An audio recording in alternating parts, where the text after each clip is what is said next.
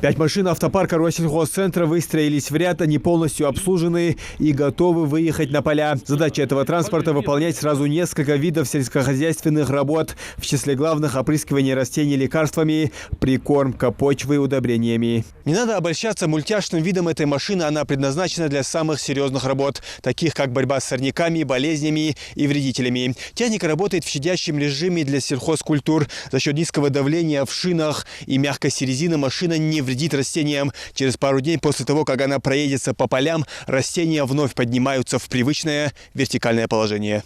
3 из 5 машин универсальны и могут выполнять 2 вида работ. Достаточно лишь заменить бачки, которые находятся на оси опрыскивателей, если нужна обработка, и наоборот, если проводят подкормку удобрениями. 4 машины предназначены для работы с небольшими по размерам культурами, а 5-й барс для высоких. Именно этот опрыскиватель предназначен для обработки пропашных культур. Это и подсолнечник, в основном то, что у нас сеет кукурузы. Этим объясняется высота, да, я так понимаю, колес? Да, конечно, поэтому и размах крыльев данного опрыскивателя 2-4 метра, что существенно облегчает и труд этих наших аграриев.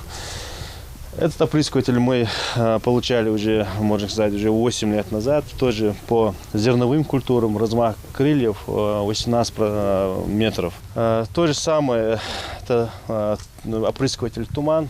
Тут тоже, можно сказать, 2 в 1. И разбрасывание удобрений, и опрыскивание, и размах крыльев данного опрыскивателя тоже 22 метра.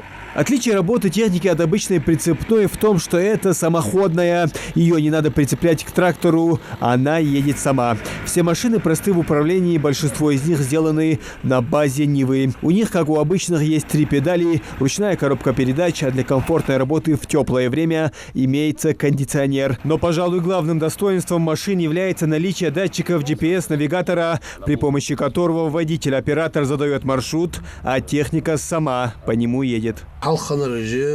Механический радио. Процентов 80 автоматизированный техник. Он гидравлически раскладывается, автоматически раскладывается.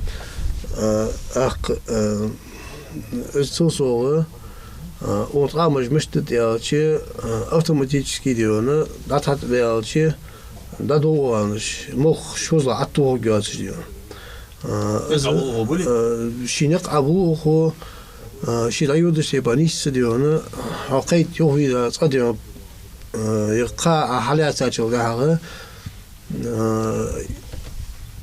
цахачаквел, чидаху дамалюдер, хайдиона ёвезмасвизи, пек аттуабече, нист шираюда дио. Алруль каспецебе шириона направлять шираюда дио.